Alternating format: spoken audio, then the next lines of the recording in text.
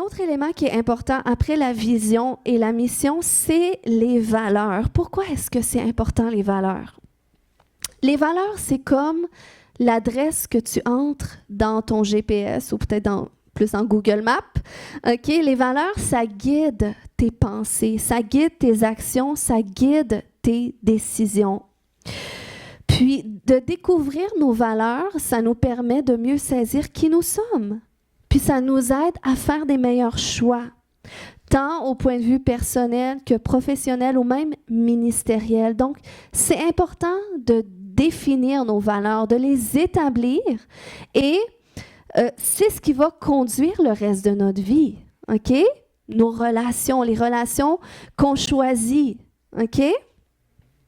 Tu peux rencontrer des gens dans la vie qui auront peut-être une vision, une mission qui s'apparente à la tienne. Mais si vous n'avez pas les mêmes valeurs, eh bien, ça peut être difficile de bâtir ensemble. Parce que les valeurs, c'est vraiment qu'est-ce qui vient du cœur, qu'est-ce qui fait partie de toi.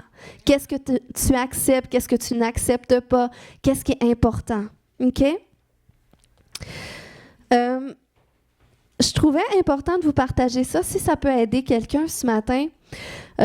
Comment est-ce qu'on trouve la vision, la mission, les valeurs? OK? La vision, ça répond à la question « Où vais-je? » Et ça, c'est évolutif, parce qu'on évolue dans la vie. Puis c'est adaptable en fonction de notre saison et de notre contexte de vie. Vous pouvez le prendre en photo si vous voulez. La vision répond à la question « Où vais-je? » La mission répond à la question « Pourquoi est-ce que j'existe? » Et ça, c'est stable, ça ne change pas, notre mission. Les valeurs répondent à la question de qu'est-ce qui est important pour moi. Et ça influence ma culture. Donc ça, c'est important de le définir pour notre vie personnelle. Puis, dans notre Église, c'est quelque chose qu'on est en train de travailler actuellement. Aujourd'hui, j'aurais aimé ça vous mettre des mots officiels sur notre vision et notre mission d'Église qu'on travaille beaucoup dans cette saison-ci. Mais je vais encore devoir attendre parce que, comme vous savez, notre Église, on est un campus. On est 3 églises qui marchent ensemble.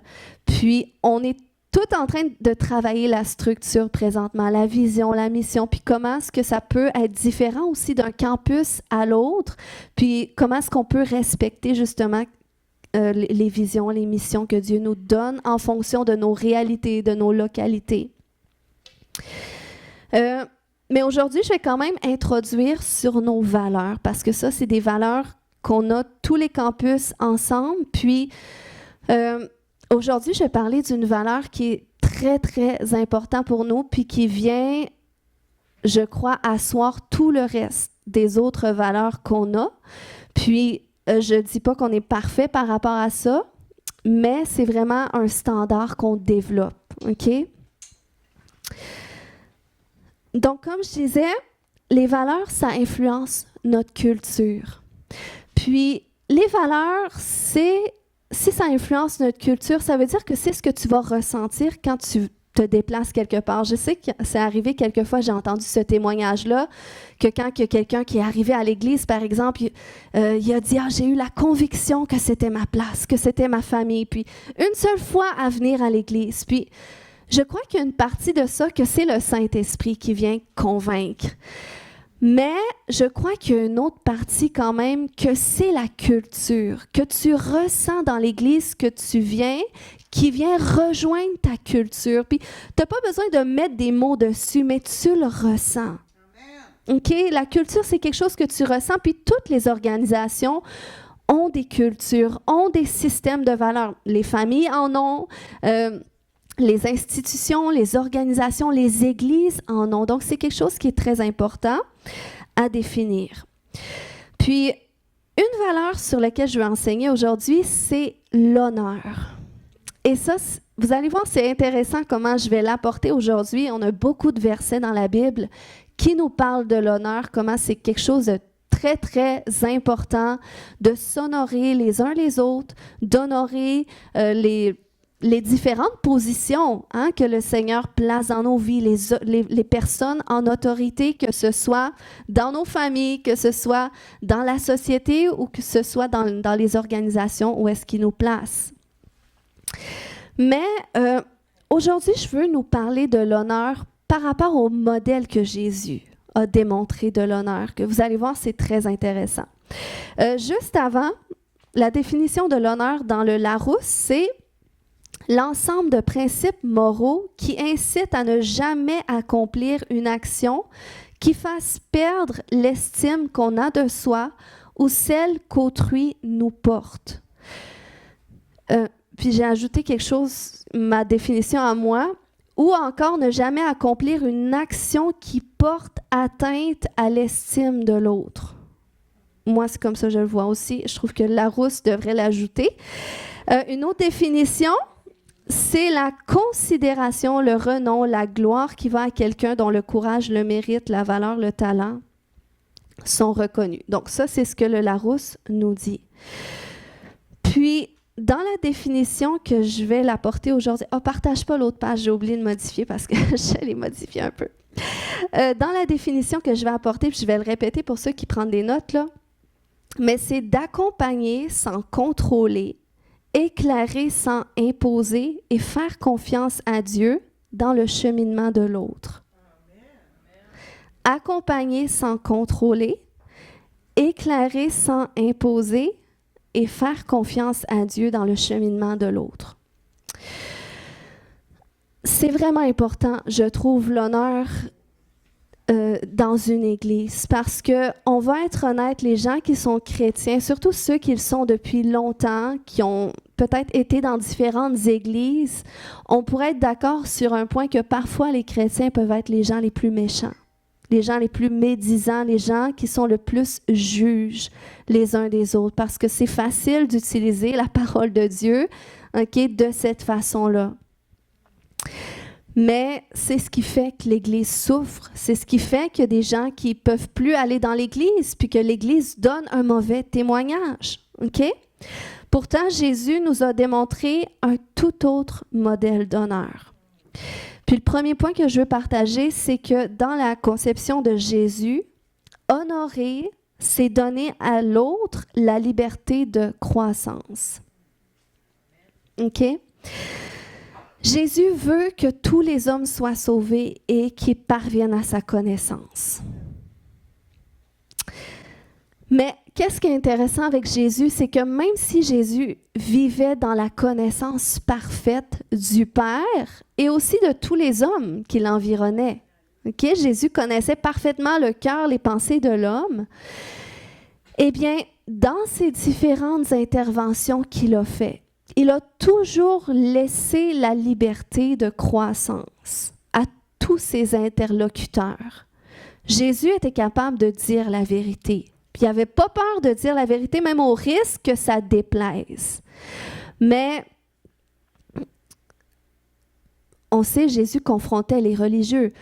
Mais même les gens qui n'étaient pas nécessairement religieux, mais les gens qui avaient besoin d'une transformation de mentalité, Jésus les confrontait aussi dans leur façon de voir les choses, dans leur perception, mais jamais en portant atteinte à leur dignité. Il leur laissait toujours le soin de choisir, de grandir eux-mêmes, de grandir à leur propre rythme, de cheminer par eux-mêmes. Puis l'exemple que je vais apporter ce matin pour appuyer ça, c'est le jeune homme riche. C'est dans Marc 10, 17 à 22, je vais vous lire ce passage-là. Ça dit « Comme il partait, un homme accourut se jetant à genoux devant lui et lui demanda « Bon maître, que dois-je faire pour obtenir la vie éternelle? » « Pourquoi m'appelles-tu bon? » lui répondit Jésus. « Personne n'est bon sinon Dieu seul. Tu connais les commandements, ne commets pas de meurtre, ne commets pas d'adultère, ne commets pas de vol, ne porte pas de faux témoignages, ne fais de tort à personne, honore ton père et ta mère. » « Maître, répondit l'homme, tout cela je l'ai appliqué depuis ma jeunesse. » Jésus posa sur cet homme un regard plein d'amour et lui dit « Il ne te manque qu'une chose. Va, vends tout ce que tu possèdes, donne le produit de la vente aux pauvres et tu auras un trésor dans le ciel. Puis viens et suis-moi. En entendant ces paroles, l'homme s'assombrit et s'en alla tout triste, car il était très riche. C'est un exemple assez intéressant parce que là, on a le jeune homme qui vient vers Jésus, puis qui réalise que quand bien même il fait tout le nécessaire, pour hériter la vie éternelle, il suit les commandements, il suit la loi, il réalise que malgré ça, il lui manque quelque chose. Donc, il va vers Jésus, puis Jésus constate que même le jeune homme riche prend conscience qu'il lui manque quelque chose. Fait que Jésus, qu'est-ce qu'il va faire? C'est qu'il va dire, oui, c'est vrai, tu as raison, il te manque quelque chose. Puis, Jésus va aller mettre le doigt sur quelque chose qui est vraiment important pour lui. OK? Puis Jésus va pousser l'exigence à un niveau que le jeune homme, finalement, il n'était pas en mesure de répondre parce qu'il est reparti. Puis Jésus savait, OK? Jésus savait qu'il prenait un risque en disant cela. Mais Jésus a enseigné par là un principe. Parce que déjà là, quand le jeune homme riche est arrivé vers Jésus, il lui dit « bon maître ». Et tout de suite, Jésus dit « non, non, comment ça bon? Seul Dieu est bon ». Jésus voulait lui montrer qu'on ne peut pas être sauvé, on ne peut pas accéder à la vie éternelle par nos propres efforts. Si Jésus est bon, c'est parce que c'est Dieu qui est bon. C'est parce que c'est Dieu qui lui donne la grâce. C'est Dieu qui est avec lui. Donc, il voulait lui montrer, OK, ben, toi, tu vois, tu fais tout ça, c'est très bien. C'est bien, mais il te manque quelque chose. Il faut que tu apprennes à reposer sur la grâce de Dieu parce que c'est seulement par la grâce que tu peux être sauvé. Donc, c'est pour ça qu'il va élever l'exigence à un niveau que le jeune homme réalise que par lui-même, il ne peut pas y répondre. C'est seulement possible avec la grâce de Dieu. Parce que c'est ce qu'il va expliquer à ses disciples un petit peu plus tard, auxquels ses disciples vont dire, mais voyons, qui peut être sauvé? C'est donc compliqué parce que Jésus va dire, c'est plus facile à un chameau de passer par le trou d'une aiguille qu'à un riche de rentrer dans le royaume des cieux. Et là, les disciples vont dire, oui, mais c'est compliqué, qui peut être sauvé? Et Jésus va dire, c'est impossible à l'homme. Mais tout est possible à Dieu. Donc, c'est seulement par la grâce de Dieu. Puis Jésus a osé partager ça au jeune homme d'une façon où est-ce qu'il a été vrai avec lui. Il a dit, écoute, c'est beau tout ce que tu fais, mais c'est vrai que ça ne suffit pas. Il faut que tu apprennes à vivre par la grâce de Dieu. Et la grâce de Dieu va t'amener justement à sortir de tes capacités, à faire des pas que par toi-même, humainement, c'est impossible. Puis, ça pourrait paraître un échec parce que là, c'était un candidat parfait, bon maître et tout ça. Lui était prêt à vouloir être enseigné par Jésus. Il avait le cœur ouvert. Mais Jésus a quand même agi de cette façon-là parce que ce n'était pas le temps pour lui de capter cette révélation-là. Donc, il a laissé repartir le jeune homme qui, après, lui, va pouvoir cheminer. Et vous voyez, c'est une façon d'honorer les gens en n'imposant pas notre façon de voir, notre façon de vivre les choses. C'est important même dans l'Église parce que il y a des gens qui vont rentrer dans cette Église qui, parfois, ils vont avoir une vision, une mission différente de la nôtre. Ou des fois, ils vont avoir des mentalités différentes des nôtres. Mais il faut apprendre à accueillir les gens tels qu'ils sont. Puis, quand on voit que, hop, il y a des choses dans sa vie, c'est vrai que ça ne s'aligne pas avec la volonté parfaite de Dieu. Eh bien, est-ce qu'on va être de ceux qui vont chercher à contrôler les gens, à dire c'est comme ça que tu dois vivre? Ou est-ce qu'on peut dire la vérité quand c'est approprié d'une façon qui va amener les gens à prendre eux-mêmes leurs propres décisions, à être responsables pour eux-mêmes de leur propre croissance? Et c'est une façon d'honorer les gens. Honorer, c'est renforcer chez l'autre la capacité de faire les bons choix.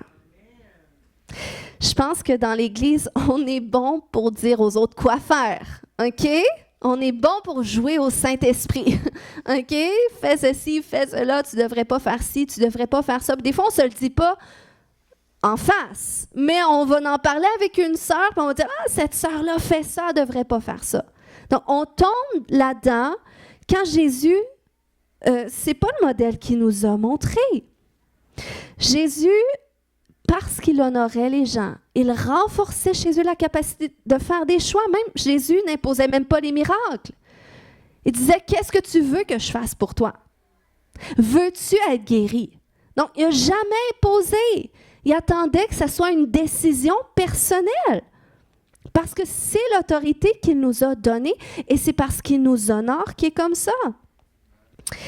Puis, qu'est-ce qui est intéressant aussi, c'est qu'il n'imposait pas sa théologie. Il permettait aux gens de prendre conscience eux-mêmes des pensées qui les animent, de leur propre cœur. Puis, on voit l'exemple avec la femme adultère. Et il y a beaucoup de pensées sur le fait que lorsque les religieux, les responsables de la loi sont venus vers Jésus avec la femme adultère pour dire voilà, Moïse nous a dit dans sa loi qu'il nous faut lapider une telle femme. Puis là, c'était une façon de piéger Jésus. Ils sont arrivés avec la femme adultère et ils voulaient la lapider. Et la Bible va nous dire que Jésus s'est mis à écrire au sol. Puis, je me suis toujours posé la question, mais pourquoi qu'il écrivait au sol? Puis, tu fais des recherches avec les théologiens, puis chacun partage un petit peu sa pensée, mais on ne sait pas exactement. Il y a des choses qu'on va avoir les réponses au ciel. Mais on peut se faire certaines conceptions. Mais avec cette révélation-là d'honneur, pour moi, j'ai une certaine compréhension. Puis c'est personnel à moi, je ne dis pas que c'est ça exactement. Mais Jésus, comment est-ce qu'il va agir? C'est que, on se souvient, il a commencé à dire aux spécialistes de la loi, tout en écrivant au sol, il se relève après, il dit, il les amène à faire une prise de conscience. Okay? Il n'a pas commencé à débattre sur la loi de Moïse, sur qu'est-ce qu'il faudrait faire, qu'est-ce qu'il ne faudrait pas faire. Mais il les a amenés d'une façon à prendre conscience de leurs propres conditions. Il a dit que celui qui est sans péché jette la première pierre. Et la Bible va nous dire qu'il s'est remis au sol et il a continué à écrire. Donc, Jésus, il était dans la connaissance parfaite. Il voyait le cœur des hommes. Je suis certaine qu'il aurait pu exposer tous les hommes. Leur dire, toi, tu as tel péché, toi, tu as tel péché, toi, tu as fait ça à ta femme hier. Mais non!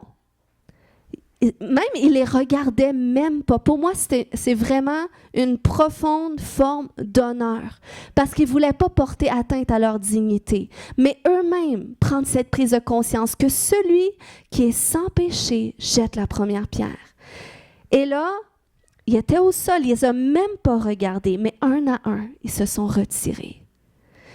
Et là, il s'est levé et il a regardé la femme, il a dit « Où sont ceux qui te condamnent? » Il dit, il n'y en a plus. Il dit, je ne te condamne pas, moi non plus. Fait qu'il ne l'a pas non plus déshonoré. Il n'a pas dit, là, je t'ai sauvé cette fois-là, mais là, le prochain coup fait mieux. Qu'est-ce qu'on aurait dit, nous? Mais il a dit, je ne te condamne pas non plus. Va et ne pêche plus. Et c'est comme s'il a renforcé son honneur, parce que là où est-ce que la dame, à cause de son péché, était d'une position où est-ce que là, sa réputation, elle est salie, personne ne va lui faire confiance.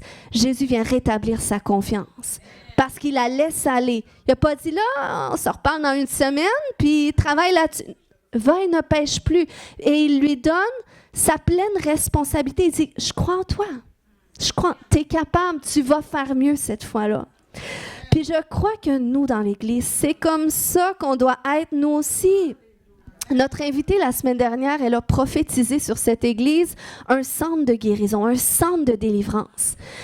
Puis on doit s'attendre qu'il va rentrer dans ce lieu des gens qui sont brisés, des gens qui ont besoin de guérison, des gens qui ne sont pas peut-être dans leurs meilleures conditions, des gens des fois qui n'ont pas nécessairement les meilleurs comportements, des gens que peut-être qui vont se dire chrétiens, ils vont avoir leur langage du dimanche matin, mais si on les croise dans la rue, en dehors de l'église, on va voir qu'ils vivent comme les autres dans le monde. Mais comment est-ce qu'on va agir avec ces gens-là? Est-ce qu'on va être capable de les voir quand même comme notre famille? De dire, écoute, lui, il est dans son cheminement avec Dieu. Puis je vais continuer de croire que l'œuvre que Dieu a commencée en cette personne, il va l'achever. Est-ce qu'on va être capable de croire, de renforcer, de rebâtir la dignité que le diable essaie tant d'abattre chez l'homme? C'est le rôle de l'Église de Jésus-Christ. OK?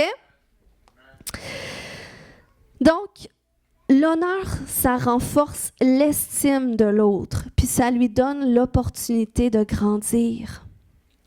Et même, tu savais, c'est une forme d'honneur aussi lorsque quelqu'un va avouer ses fautes, et on doit être prêt à ça.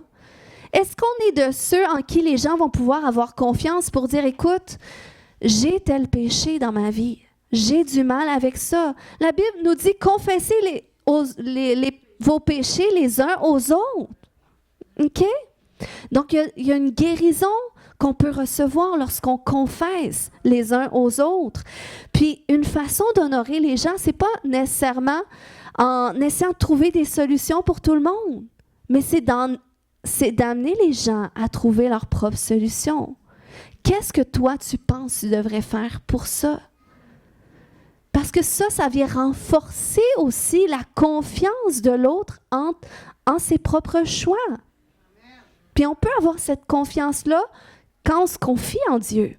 Parce que Dieu nous donne, il vient la renforcer, lui, cette capacité de dire, ben, fais des choix, qu'est-ce que toi tu veux faire? Parce qu'il nous donne l'autorité sur la terre. OK? Honorer, c'est aussi respecter nos zones de responsabilité. Donc, la notion de responsabilité dans les relations, c'est « je m'occupe de mon propre jardin », même si celui de l'autre me dérange ou me fait envie. Puis ça, c'est vraiment le principe de « avant de trouver les pailles un peu partout, je regarde à mes poutres », OK? Puis ça, on doit se le rappeler. On doit renouveler notre intelligence. C'est facile de pointer les autres, mais toi. Et ça, c'est un bon truc. Je te dis, quand tu te pratiques à le faire, ça devient automatique. Tu as une pensée vers... Oh, OK, ça revient vers toi. Il faut se pratiquer à ça parce que c'est ce qui fait en sorte qu'on peut être transformé, nous, puis qu'on développe plus d'humilité puis de grâce aussi envers les autres. Amen. Puis, juste avec ce principe-là de respecter nos zones de responsabilité, on règle le problème de médisance dans l'Église, puis on règle les frustrations inutiles. OK? Parce qu'en Église aussi, on est appelé à travailler ensemble, à servir ensemble dans la maison du Seigneur. Puis des fois, il va y avoir des accrochages. Des fois, on ne sera pas toujours d'accord. Des fois, il y a quelqu'un qui va faire quelque chose que toi, tu ne ferais pas ça comme ça. Mais on doit prendre conscience de nos zones de responsabilité. Si moi, je suis dérangée par quelque chose, s'il y a quelque chose qui me met en colère, qui me met hors de sens, bien, mes émotions, c'est ma responsabilité de les gérer. Mais s'il y a quelque chose que quelqu'un a fait que je n'ai pas aimé, bien, c'est ma responsabilité de régler ça avec la personne si c'est nécessaire. Et moi, je suis le type de personne que j'aime régler avec Dieu avant. J'aime me lamenter un peu à Dieu. Puis des fois, je me rends compte que j'ai même plus besoin d'aller parler aux gens autour de moi qu'avec Dieu, c'est réglé. OK? Donc, des fois, c'est mieux parce que des fois, tu pourrais dire des choses qu'après ça, tu regrettes parce que là, tu es sur l'émotion. Mais on doit définir nos zones de responsabilité. Puis, c'est ce qui fait qu'on va rentrer dans le respect de l'autre, OK? Jésus a eu un respect profond pour le jeune homme riche en le laissant partir. Il n'a pas cherché à le convaincre non plus, puis il n'a pas cherché à lui dire des choses qu'il aurait voulu entendre. Mais il a partagé la vérité avec amour, puis après ça, il lui a laissé la responsabilité de lui-même partir avec cela, puis faire son cheminement. Et s'il a pu faire ça, Jésus, c'est parce qu'il avait une confiance parfaite en le Père, qui avait le pouvoir de continuer, de le faire cheminer avec ça. Dans le respect de nos zones de responsabilité, ça va nous amener à chercher à motiver les autres, plus que les convaincre. Encourager les autres. Puis ça revient aussi, tu sais, à ce principe-là, quand la Bible nous dit « Aimez vos ennemis ». Peux-tu dire à ton voisin « Aime tes ennemis ». Bénissez ceux qui vous maudissent. Allez, dis-lui, bénis ceux qui te maudissent.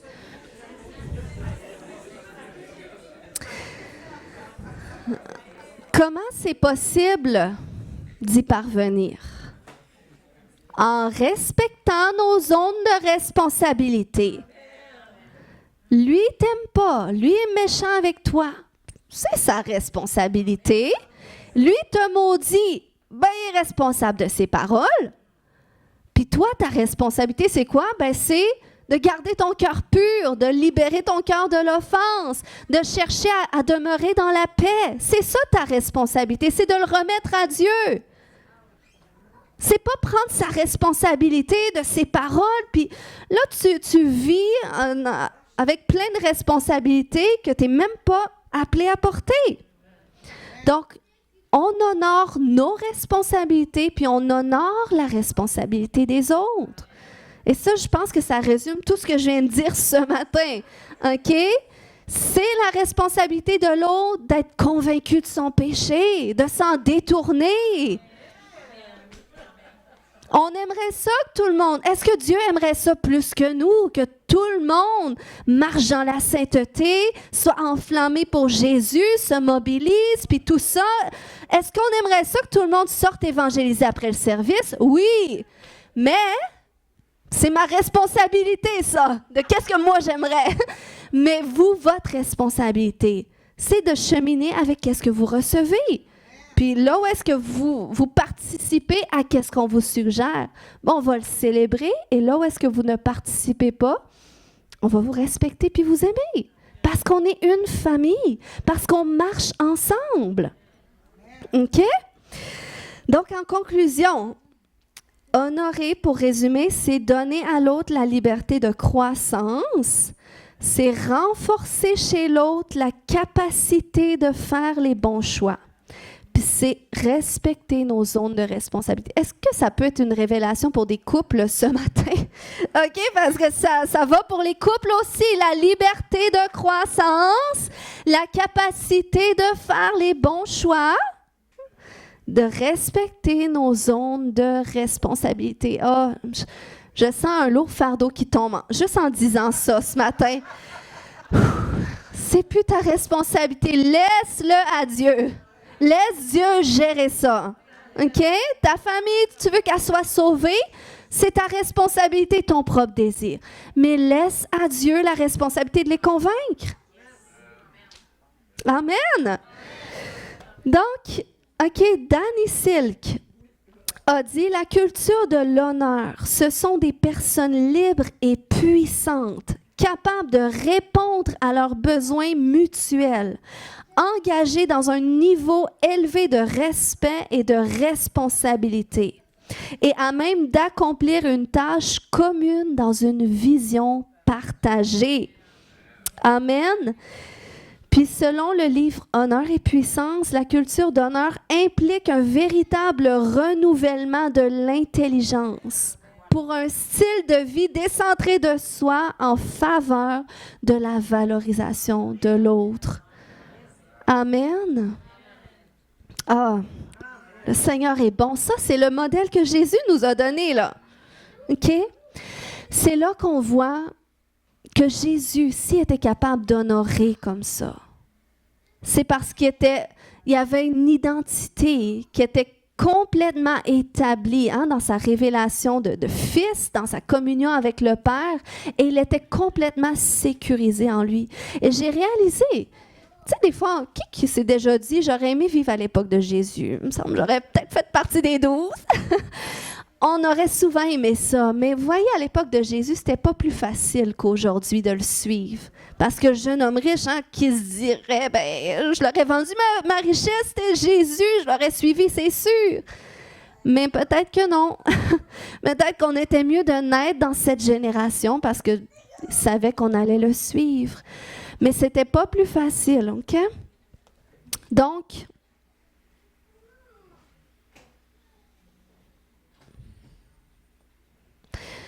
On va prier ce matin.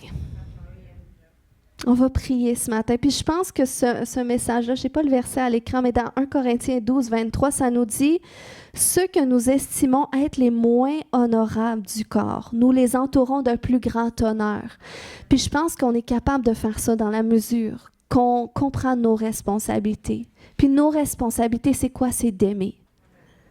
C'est d'aimer notre prochain comme soi-même. OK?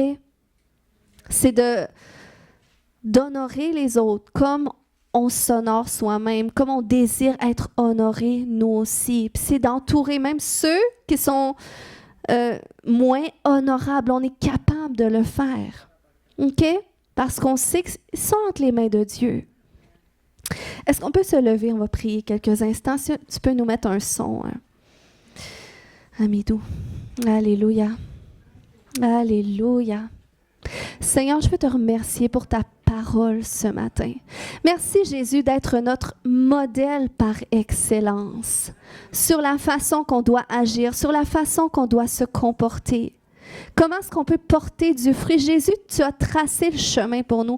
Est-ce qu'on peut commencer à se repentir pour toutes les fois où est-ce qu'on a manqué d'honneur? Puis vous savez, des fois, on manque d'honneur parce que on a vécu, on a été déshonoré. On a vécu du déshonneur, puis on a renforcé ce déshonneur-là. Mais Seigneur, viens nous rencontrer dans toutes ces blessures ce matin qui ont affecté notre estime de soi, notre confiance en soi, des mauvais traitements qu'on a acceptés, des paroles qu'on a acceptées. Des fois, on les a acceptées parce qu'on n'a pas eu le choix. Des fois, on était enfant ou on n'avait pas la capacité ou la maturité d'avoir des limites qui étaient établies dans notre vie. Puis Seigneur, on a accepté ces mauvais traitements, puis aujourd'hui, ça porte du fruit d'une façon qu'on le fait envers les autres. On déshonore les autres. Puis on veut se repentir pour ça ce matin.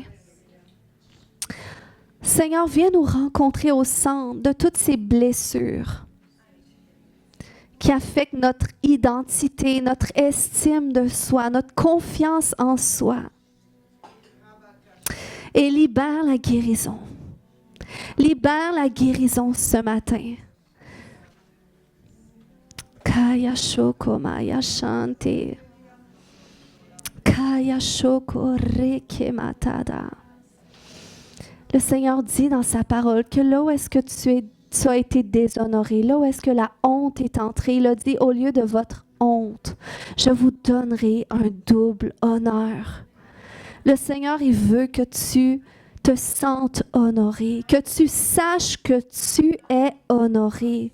Seigneur, viens rebâtir sur des nouveaux fondements l'identité de chaque personne, sur ces fondements qu'ils sont ta fille, qu'ils sont ton fils. Bien-aimé en qui tu as mis toute ton affection. Et tu es fier de chacun. Tu es fier. Peut-être tu dis, oui, mais j'ai fait telle chose. Eh bien, la Bible va nous dire que tu as seulement besoin de te repentir. Si nous péchons, nous savons que nous avons un avocat auprès de Dieu qui est Jésus. Alléluia. Et qui nous pardonne. Et ce matin, je prie que tu nous pardonnes de toutes nos fautes. Pardonne-nous, Seigneur, de toutes nos fautes qui ont affecté notre propre dignité. Et viens la rebâtir, Jésus. Viens la rebâtir, Jésus, sur les fondements de qui tu es, de ta parole et de qui nous sommes en toi. Nous ne sommes plus orphelins, mais nous avons une place auprès de toi. Et tu nous as joints à une famille pour nous dire, je veux pas que tu sois seul. Je veux pas que tu marches seul. Peut-être tu as eu un mauvais modèle de famille. Peut-être tu as eu un mauvais modèle de parents. Mais, alléluia, mon intention originelle pour la famille, elle est toujours là. Et je t'ai joint à une maison, à une famille qui va t'aimer comme je t'aime, qui va te voir comme je te vois et qui va parler sur ta vie. Qu'est-ce que moi je dis? Oh, et Seigneur, on veut dire oui, Papa. Oui, Seigneur Dieu, reconstruis-nous au travers cette famille que tu nous as joints. Reconstruis-nous. Et Seigneur, aide-nous à suivre ton modèle d'honneur. D'honneur, Seigneur. Nous voulons nous honorer les uns les autres pour marcher dans l'union pour laquelle tu as prié, parce que tu as dit que c'est alors que le monde va croire que tu as été envoyé si nous sommes un. Et je veux déclarer que cette union vient s'établir sur ce fondement d'honneur qu'on a bâti ce matin. Et que tout ce que nous allons faire, tout ce que nous allons dire, de la façon que nous allons nous comporter les uns avec les autres dans cette maison, mais aussi dans nos maisons et aussi sur nos lieux de travail, nous allons vivre à partir de ce fondement d'honneur que tu restaures dans notre vie. Oh, et le Seigneur dit, rebâtis ton propre honneur et ça va solidifier l'honneur que tu vas exprimer aux autres autour de toi. Sais qui tu es. Guéris de tes blessures qui l'ont affecté. Alléluia. Jusqu'à ce que tu sentes que c'est restauré au double. Que tu t'aimes comme tu ne t'es jamais aimé. Que tu t'acceptes comme tu ne t'es jamais accepté. C'est parce que c'est Dieu. C'est pas une question d'orgueil, c'est une question d'amour. De recevoir l'amour du Père pour nous-mêmes qui nous permet de mieux aimer notre prochain. Déverse ton amour, Papa, ce matin. Déverse ton amour, Papa, ce matin. Je prie pour une douche d'amour ce matin. Alléluia. Puis si tu es dans ce lieu ce matin, tu n'as jamais fait une prière pour donner ta vie à Jésus, pour l'inviter dans ton cœur, je veux prier avec toi dans cette direction. Lève la main si tu es dans ce lieu, tu n'as jamais fait cette prière. Si tu l'as fait une fois, tu n'as pas besoin de le refaire. Le Seigneur t'a déjà accueilli dans sa famille et le diable ne peut plus te retenir. Tout le monde a déjà fait cette prière. Merci Jésus. Merci Jésus pour tes enfants. Alléluia. Oh Seigneur. Oui, je prie pour cette douche d'amour. Reçois ce matin, là où tu es, l'amour de Dieu le Père. De Dieu qui a un cœur de père, mais qui a aussi un cœur de mère. Reçois son amour. Sois rebâti à partir de son amour. Alléluia, afin que ton intelligence commence à être renouvelée à partir de la révélation de qui il est. Merci, Papa. Tu restaures, tu rétablis, tu touches ce matin. Tu touches ce matin. Je prie pour un baptême d'amour. Je prie pour un baptême d'amour. Oh, sois immergé de son amour afin que tu ne sois plus insécure, afin que tu aies cette sécurité même qui t'amène à pardonner tous ceux qui t'ont offensé et dire, écoute, je suis capable de vivre en paix, peu importe tout ce qu'ils m'ont fait. Je sais que j'ai un Dieu qui est de mon côté et qui rétablit tout ce qui a été brisé dans ma vie par ses offenses. Donc, j'ai plus besoin de les porter. J'ai plus besoin de me placer comme juge parce que j'ai un juge dans le ciel et qui me dit de bénir mes ennemis, qui me dit de déclarer des bénédictions sur eux parce que Dieu veut aussi agir dans leur vie. Alléluia. Merci, Papa. Merci, Papa, pour ce que tu fais dans les vies ce matin. Alléluia. Tu touches tes enfants. Tu touches tes enfants. Tu touches tes enfants. Tu touches tes enfants. Alléluia. Reçois cet amour ce matin à un niveau où est-ce que tu vas réaliser que finalement, ces ennemis qui étaient après toi, qui te harassaient, qui te harcelaient, ces ennemis spirituels, oh, tu vas réaliser qu'ils sont en dessous de tes pieds. Parce que tu demeures dans l'amour, parce que tu règnes dans l'amour du Père. Alléluia. Et il est celui qui te défend. Il est celui qui juge tes ennemis. Alléluia. Et je parle de tes ennemis spirituels. Kaya toroko batada. Kaya shokomata. Reçois cet amour. Reçois cet amour. Choisis de vivre à partir de cet amour. Reçois cet honneur que le Père éprouve à ton égard. Parce qu'il Alléluia. Lorsque Adam et Ève ont péché dans le jardin, après avoir péché, ils ont vu leur nudité et ils ont cherché à se couvrir parce que la honte est entrée en eux.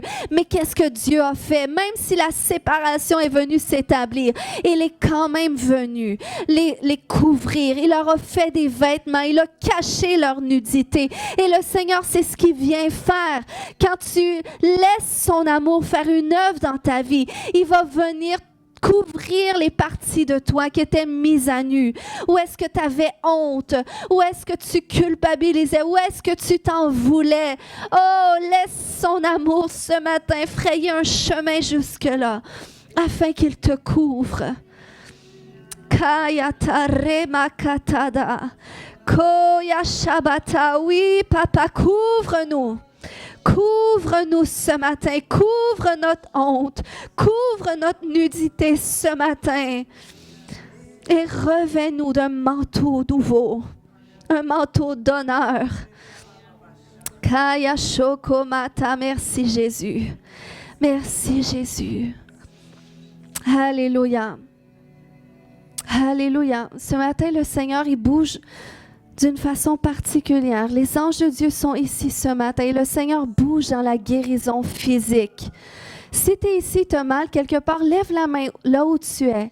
Puis je veux qu'il y ait une personne à côté, regardez aux côtés de vous, une personne qui a la main levée. Et vous allez mettre la main sur cette personne. C'est le Seigneur qui bouge lui-même. Les anges de Dieu sont déployés ce matin pour libérer la guérison dans les corps. Et je veux que tu t'associes avec ce que le Seigneur fait. Tu as juste besoin de parler la guérison. De dire, sois guéri maintenant. Si tu as levé la main, c'est parce que tu dis, je veux être guéri. J'ai mal, je veux que le Seigneur agisse. Et je veux... Alléluia, qu'une personne, vous mettez la main sur une autre qui souffre et parlez, appelez cette guérison. Ce n'est pas vous qui le faites, vous êtes le canal par lequel Dieu passe. Donc, on a la foi en Dieu ce matin. Et dans le nom de Jésus-Christ, je libère cette guérison dans ton corps au nom de Jésus. Sois guéri maintenant. Je déclare que la douleur se dissipe. La douleur se dissipe. La douleur se dissipe, elle s'en va dans le nom de Jésus. J'arrache ces douleurs dans les dos maintenant. Au nom de Jésus, tout ce qui est abîmé dans tes vertèbres, je parle la reconstruction. Maintenant, dans le nom de Jésus. Alléluia. Oh, je déclare que le souffle de vie visite les entrailles ce matin, les utérus, les ovaires ce matin et restaure tout ce qui est abîmé. Maintenant, il referme tout ce qui est ouvert dans le nom de Jésus. Rebakata, reçois, le Seigneur bouge en ce moment, c'est par la foi, on le capte. Commence à bouger, commence à faire quelque chose que tu ne pouvais pas faire qui te faisait de la douleur. Et si tu ressens que c'est guéri, je veux que tu viennes devant le témoigner parce que ça va donner la foi à d'autres pour leur miracle. Alléluia. Alléluia.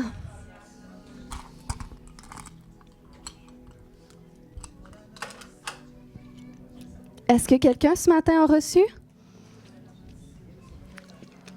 Est-ce que quelqu'un qui avait de la douleur? Ceux qui ont encore de la douleur, restez debout s'il vous plaît, on va continuer de prier, OK?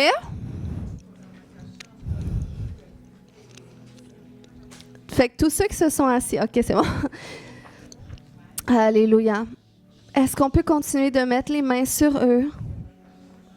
Alléluia. Et où l'équipe de prière?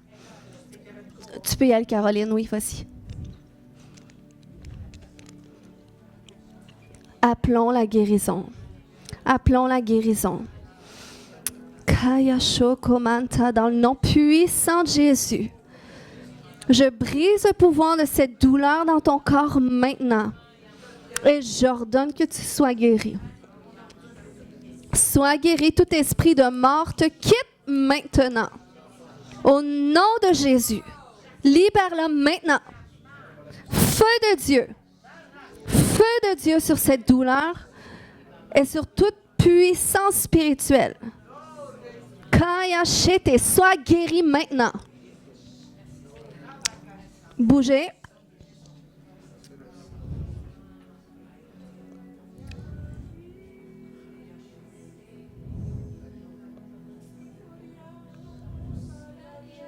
Alléluia. Kaya Shante.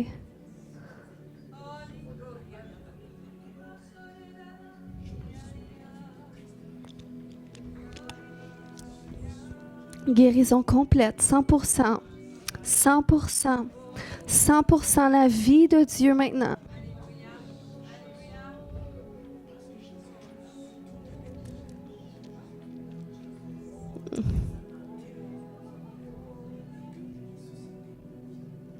Merci Jésus. Merci Jésus. Alléluia. Seigneur, c'est toi qui guéris. C'est toi qui guéris. C'est toi qui confirme la parole par les miracles. Alléluia. T'es guéri? La douleur est partie? Veux-tu venir le témoigner? Veux-tu dire qu'est-ce que tu avais?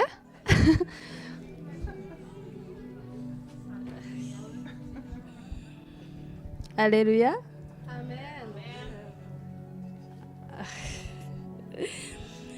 Je remercie beaucoup mon Dieu parce que quand j'entrais ici, je me sens beaucoup la douleur au niveau de mon épaule. J'ai pu crier là où j'étais assis et puis Jean-Marie m'a demandé c'est quoi. J'ai dit je me sens une douleur dans mon épaule. Maintenant, je me sens bien.